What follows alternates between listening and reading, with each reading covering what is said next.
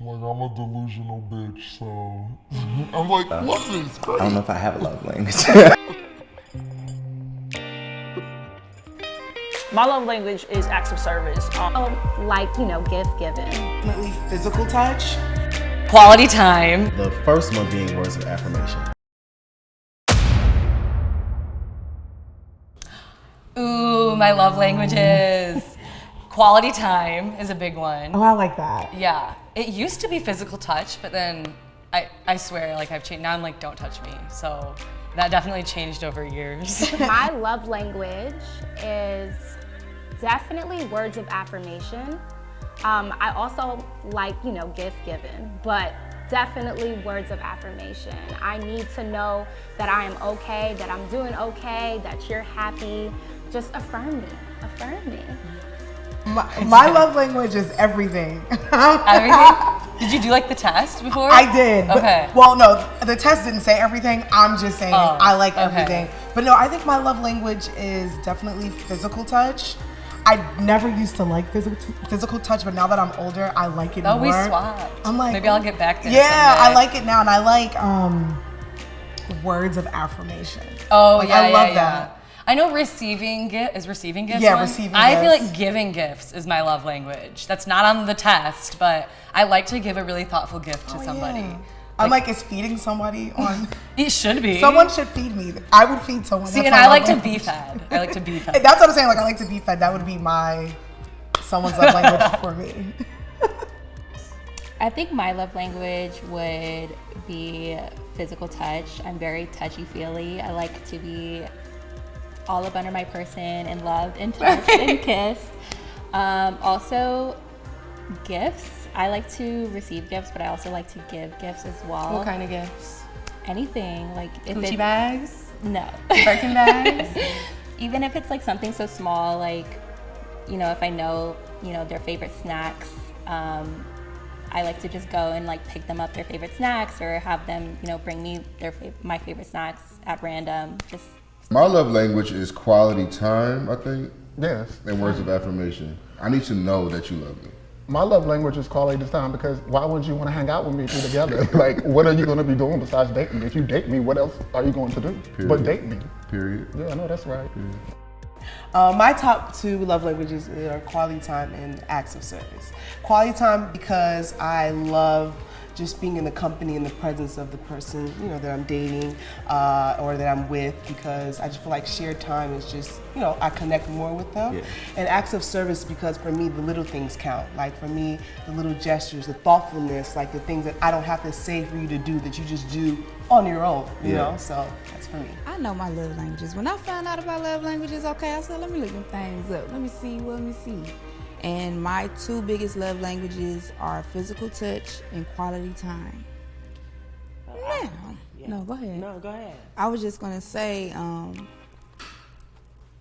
being someone whose love language is physical touch can be tricky, because when you start having sex with folk and they touching you right, you like, oh yeah, this I love this person, but that ain't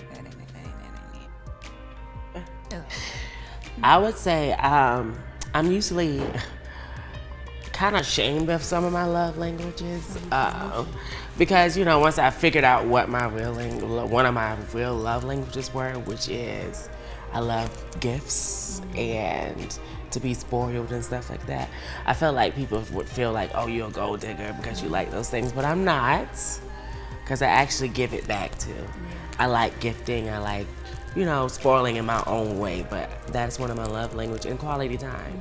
I love spending time. My love language is acts of service. I'm huge on ensuring that the people I love got what they need. And so I love that in return, and that's how I give it, and that's definitely how I receive it. And the second is words of affirmation. Similar to her, I love to hear the encouraging words that you're proud of me, that you love me, that even if it's a tough time, that we're good. So let me hear you say that. I think it's more, I show love differently than I receive love. I like to give gifts, and I like to spend quality time. And now I'm becoming more of a words of affirmation person. But I don't know if that's just because I've had some mean ones that make me need that now. But that's mine at this current stage. thing was crazy is I don't know if I have a love language. I feel like those were some great answers, and I feel like for me, I don't really have a type, so I don't have a love language, to be honest. I'm not gonna lie and cap. That's it. You gotta explore that, because I feel like with people, like whoever you're with, you don't want them to love you how they think love is. You want them to love you how you consider love. So. My love language is the first one being words of affirmation. For me, my head is so far up my ass, so you just have to really just continuously tell me things about myself. You look good, you're sexy, you're beautiful. That is the most nicest compliment you can say to me. Do not call me handsome. I'm not a Rottweiler or a pit bull. Call me beautiful. Really get into it. Okay, queen. How our love languages kind of look like in partnership is, at first it took us a minute to really understand what they were, but we do have one in common, and that's words of affirmation. And so that constant reminder to make sure that you give it how you receive it. I think we forget to give what we receive, and then she likes giving more than I do. That's what she resonates with, and I'm not that. So a constant also need of making sure that you're meeting that other love language of the partner. So. Yeah, I definitely share the same sentiments. I think that our love languages definitely are aligned within our relationship. Words of affirmation, I definitely am able to affirm her. And then acts of service, I love just doing things for her. Cooking, cleaning, just the typical relationship stuff. For me, my top 2 love languages are physical touch and words of affirmation. I like to be touched. I think growing up with my mom being a Cancer, she's very affectionate and she's also very affirming. Yeah. So I think that led into my adult life, where I feel like I love for somebody to touch me and also like reassure me that I'm the baddest bitch out here walking. Period. Now what's weird is when I'm on dates, if you don't touch me on the first date, we have great conversation. Yeah, it's weird. But if you don't touch me, fondle me or something, I don't want to go on a second date. I don't feel the connection with you. There. Yeah, physical touch is definitely one thing. Like if we're on a date, I need to feel like you're easing into it, like you're really enjoying yourself. So a little hand on the thigh or something, just get me hot a little bit, you know? Yeah. I'm worth being touched. Okay. Look at me.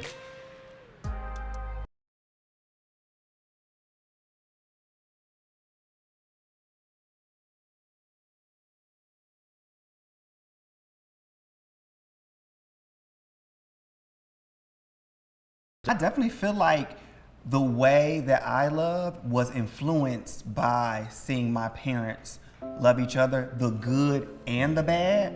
I feel like as children, especially, I feel like growing up in like the 80s and the 90s, ooh, that's not a long time ago, child. But growing up in the 80s and 90s, like we didn't have social media, we didn't have a lot of reality shows. Our parents were very involved in our lives.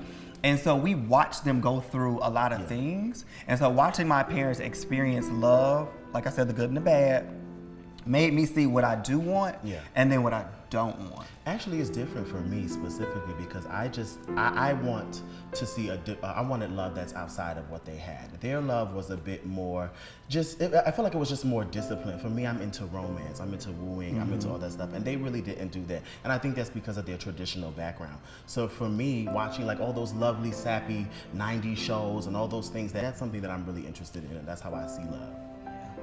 My parents have provided the sense of a foundation for a relationship and what a relationship should look like. Every effort that I do for justice has definitely been inspired by my parents' foundation. So yes, I 110% think that everything that I saw within my parents' foundation, I can then provide and reflect on my relationship with justice. Yeah, that's good. I come from an African background, I'm Nigerian, and love was not really like the core foundation in my family. Not that I feel like they didn't know how to or wanted to, it's just that that's not what they were raised off of. So I found myself seeking outside what it is that I didn't get at home. Like I was yearning for love. I was like, oh, and I was almost projecting so much love onto them to see if they were gonna give that back to me. So. So what's funny is we have the complete opposite type of family lifestyle. How we were raised were different. So the way my parents loved was they were very young. My parents had me at 15 and 17, so they were young, and they went through those growing pains and the love pains, and they ended up not being together. Even had a toxic relationship, and so what I saw was broken love. And so I think we are literally the yin and yang of love. Her parents were a little bit more wholesome, but I had the love that you had to work for, that you had to go through some things, and I think that manifests in our relationship and how we navigate love, for sure. Yeah. My parents' love influenced my love, kind of similar to what Angela said. My parents split up when I was young, and I feel like ever since then I've kind of always wanted that family type of vibe and with my relationships. I want, marriage, and I want the white picket fence and all of that, because I didn't have that. So I really seek that in all of my relationships. Same. So has it actually been your experience? Kennedy is always in a relationship. I am, So but I'm always, I want that. So I feel like I always find myself seeking that and looking for that. So yeah, like she said, I'm always in a relationship because it's just something that I'm looking for. So that's always your intent. Yeah. When you date someone, is like, we're gonna get to that point. Being influenced about love from my parents, I don't necessarily think I was. I love the way my parents loved each other, but at the same time, I feel like I grew up in their environment. It was such a bubble that I was always looking out for like what I thought love was. And unfortunately, I feel like that put me in a lot of positions. I'm an approachable person. I can talk to really anybody. So I found myself loving probably people I shouldn't have loved. And so I feel like maybe I should have looked more to my parents for that. I think the idea of love was influenced by my parents because my mother ain't got no man and neither do I. So she's divorced twice. I've basically been divorced twice. So, my dad about to get divorced. Everybody getting divorced. You know what? It's their fault. I ain't got no man. I would say my parents did have an influence on the way that I viewed love at first. But as I've gotten older, I've been able to make my own definition of love. So, yeah. What's that? What's your definition? I can't quite describe it, but it's not like my parents. I don't think I'm looking for marriage at this point in my life. You're not? I don't want that. I would agree. I think it's harder because of all of the avenues you have to find someone. But I always say that I wish that I could have been an adult in the 90s and actually experienced dating and things of that nature in the 90s. My parents' love did influence the way I see love now, and it might be their lack of love. My parents have been split up since I was a youngin', but my dad's always been around. But I just recently, now at 28 years old, saw them sort of be with each other and talk with each other, hug each other, be cool. So that's nice to see, and I feel like that was a really healing moment for me. But my dad was a cheater. My dad cheated on my mama, and I too have been cheated on and done the cheating, so it has impacted my relationships. I feel like it's honestly maybe comparable. Obviously, I wasn't kicking it when they was out kicking it, but we just have different avenues of finding love than they had. And so getting in contact with people everybody's so much more accessible now than they were before. So maybe in that way, it's harder because you have so many options so easily. Maybe so in that way, but yeah. Oh my gosh, it's 1,000% harder to find love today than our parents had it. I talk about it all the time. Like, they didn't have phones, they didn't have cell phones, so I feel like that adds a lot of issues to relationships and starting relationships. Yeah. I don't know if you agree. No, I do agree. Yeah. I think I think it's harder now because, of course, you know, we have social media, we have cell phones, and everything is online. Where I feel like for our parents, grandparents, great-great-grandparents, you had to meet somebody in person.